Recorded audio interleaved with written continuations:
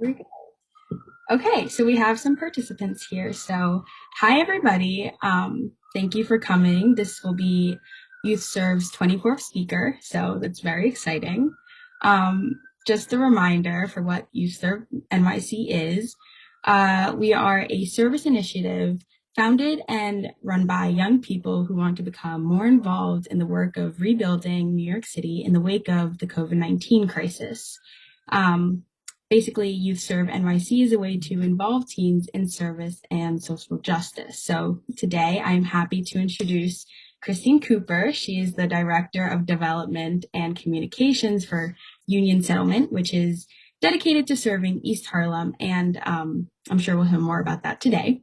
She's also a 2019 Lead the Way Fellow, which is a program of the New York Women's Foundation, which prepares women of color for nonprofit leadership roles. So thank you, Kristine, again, for joining us today. Before I hand it over to you, just so you can speak about your work and anything else, a reminder to our participants, if you guys have any questions, you can use the Q&A function, and then we'll get to questions at the end of this webinar. Okay. Okay. Hi, I'm Kristine Cooper, Director of Development and Communications with Union Settlement. Thank you so much for having me today. I'm thrilled to be here and speak with young people like yourselves. That's really what makes our world go round and makes it better. So I have been with Union Settlement for about a year. Believe it or not, I interviewed in my home. I started work in my home, and I'm still working in my home, but I do have an opportunity to go to the office about once a week. I live about a mile from the office, so I do go in when the opportunity presents itself. So Youth Settlement, we were founded in 1895. So we are a 127-year-old social service agency. And we were founded by a group of individuals at the time who wanted to make a difference in the community, that they served in East Harlem. So East Harlem was founded, largely an immigrant population, and has remained such very diverse, very vibrant. And Union Settlement, we're very proud to continue to be there and to serve 10,000 East Harlem residents each year. So we have 7 program areas, which I'll tell you about. So we really do take a holistic approach to how we service our participants. So, if you come in for early childhood education per se, we also want to know who else lives in the home. Do you have a youth person in the home that maybe, would benefit from a youth services program? Do you have an older adult who may, benefit from some of our senior services? Mental health. So that we have a variety, of programs, and we really want to make sure that the whole family is being taken care of. So through our early childhood education centers, we have 7 of them total throughout East Harlem, and they serve 600 preschool children children each year. So really happy to have those little faces and provide the groundwork for their education. And then also we have a youth services department. So our youth services department serves about 2,300 youth between elementary and older youth up to 24. So we have a lot of after school programs to provide, enrichment, academic, support, social support up through, those older adult ages, young ages. So we have, programs that also service, people that may have, need their GED or other educational support, but still fall within that youth services. We have, programs for middle schoolers. We have programs for high schoolers. One of our most popular program is our college readiness program, where we provide assistance about applying for college, how to get in college, stay in college, help with scholarships for some first generation college age students. So that's our youth services department. And then we also have a whole division devoted to adults. So through our adult education program, we service about 400 adults each year. So we provide English as a second language class. We provide some job readiness skills. Also, as I mentioned earlier, we also provide some GED and HSE classes for people who maybe didn't continue through the traditional route through high school, but still want to get that diploma so they can further themselves in their career and support their families. We also have a senior services department that services 2,000 older adults each year. So we have 5 senior centers as well as a NORC, which is a naturally occurring retirement community. So that's really people who have aged in place. So through our senior services, we offer Meals on Wheels. Every day we serve about 500 meals throughout East Harlem to our older adults who need it. And the wonderful thing about our Meals on Wheels program, in addition to providing, nutrition, is that throughout the pandemic, a lot of our programming did have to go virtually, but you can't feed people virtually. So we continue to deliver meals throughout the pandemic and continue to do so. Yeah. And we also do provide, enrichment activities, socialization activities, as well for the seniors. And we also have a mental health division. So through our mental health, we provide 1,300 people, from ages, children through families with mental health services. We have really seen an increase in that, especially through, the pandemic, as more people have been isolated and, suffering from a lot of things that's happening in the world. So we have definitely seen an increase in our mental health. And we do offer telehealth now. We switched to, telehealth throughout the pandemic, and that has really helped us see and service, a lot more people. And we also have a small business development center, and that center supports 800 businesses throughout East Harlem. So that's usually small businesses owned by minority men and women, some veterans. So it's really important for our small businesses to really help keep the economic footprint of, East Harlem, keep us a strong economic source, keep employing people and, keep some of that money within the East Harlem community as well. And our final program is our community outreach. So that's one of our newer programs. It was founded in 2019. So throughout all of our programs, we have been reaching the community, but we really needed a way to reach a large group of people at once. So we brought on a director of community outreach. And that position has really been pivotal, especially throughout the pandemic, when we've been able to utilize sources and pull together other type of nonprofit organizations that can really, help our participants with, with food, with services, get out the vote. Also we like to, honor people. So we'll have, community outreach events for, Father's Day, Veterans Day, Mother's Day, to really, put home that community. That's what Union Settlement is really about. Community is a real, community feel, although, it's 10,000 people we serve and we have about 450 employees. It really is a family and community environment. So you may ask yourself, okay, that's a lot. So what do you do, Kristine, and how do you fit in? So in my role as Director of Development and Communications, I really touch all of these sources. So I oversee our department, which has 5 other employees. So we handle all of our grants. So Youth Settlement runs on the generosity of, individual people as well as foundations, corporations. And we also have a lot of government support as well. So my team is tasked with, meeting with different people at foundations and government and applying for grants and RFPs to make sure that we have the resources needed to make sure that the 7 program areas that we do operate continue to have funding so we can support the participants in East Harlem.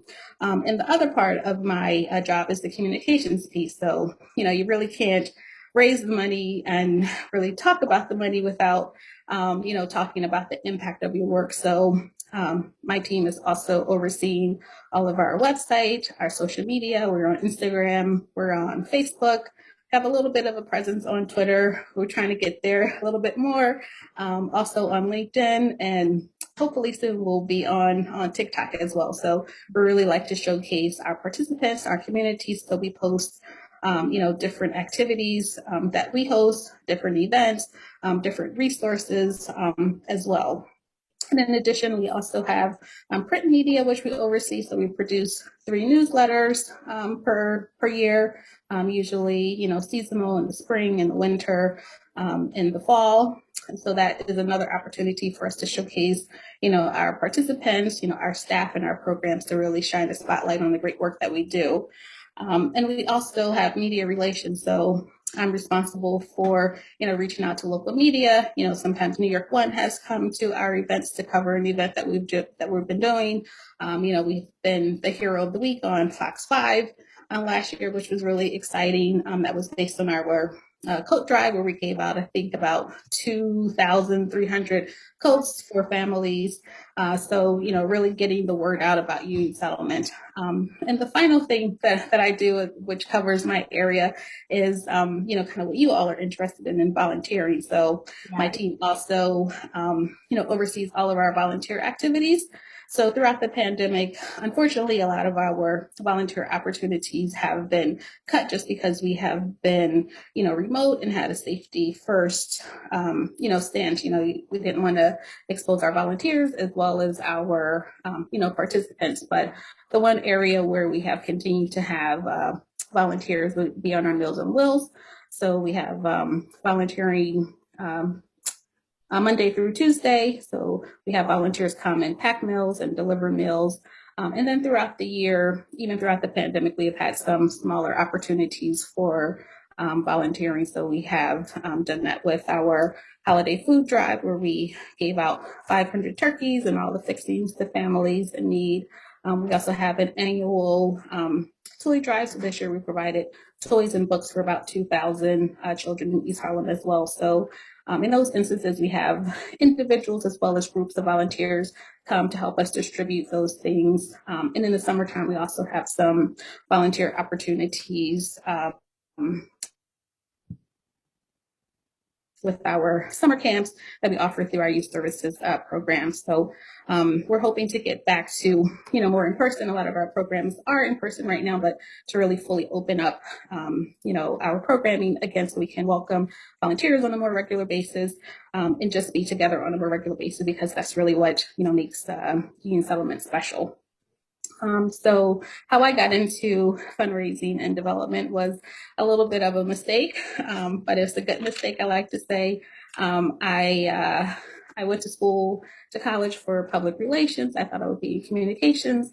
However, when I graduated, I didn't have a job in communications. So I started working with the state of New Jersey in their community affairs division. So there I started to get a little bit of a taste of, nonprofit work and service work. But I still wanted to go into public relations. So I found another job in another nonprofit that had this title of resource development and public relations. I was like, great. What's resource development? And I was told, oh, it's just a small part of the job is really public relations.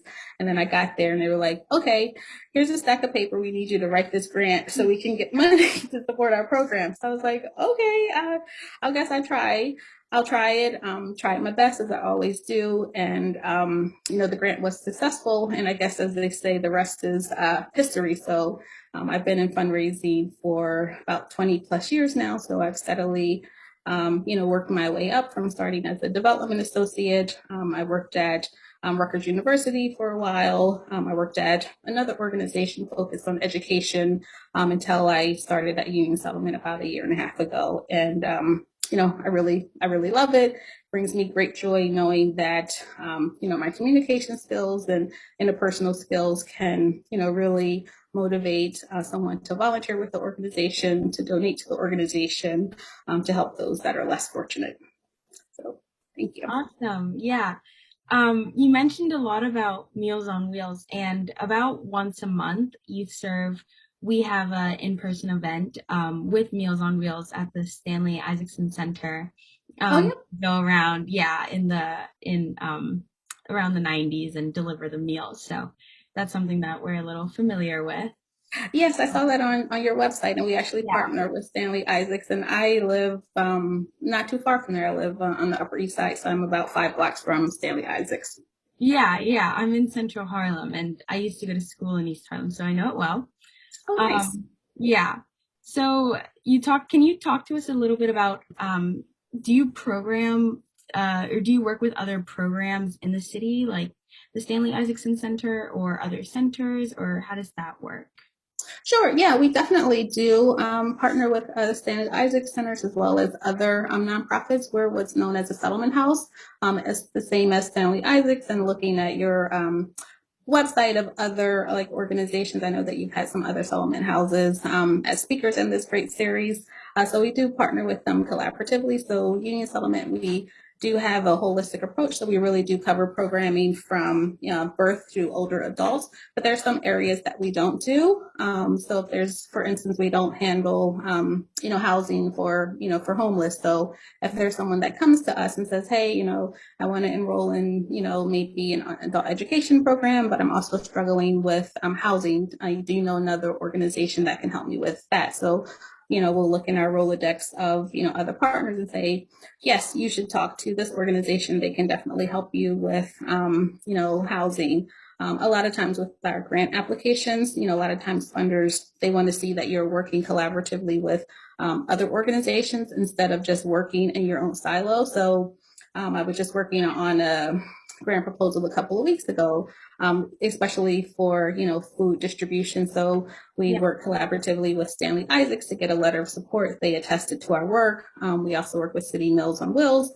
Got a letter of partnership from them as well, and one other organization that we've been working with. So a lot of our work is very collaboratively, and in turn, a lot of other organizations do reach out to Union Settlement as well to say, hey, we have a client that we would like to refer to you, or, our program doesn't service, English as a second language, for instance. We have a person who's interested in learning. Can you, help them enroll in your program? So, it's a very collaborative, work environment, not only with the staff and working across the programs, but also working with other organizations as well that do similar work.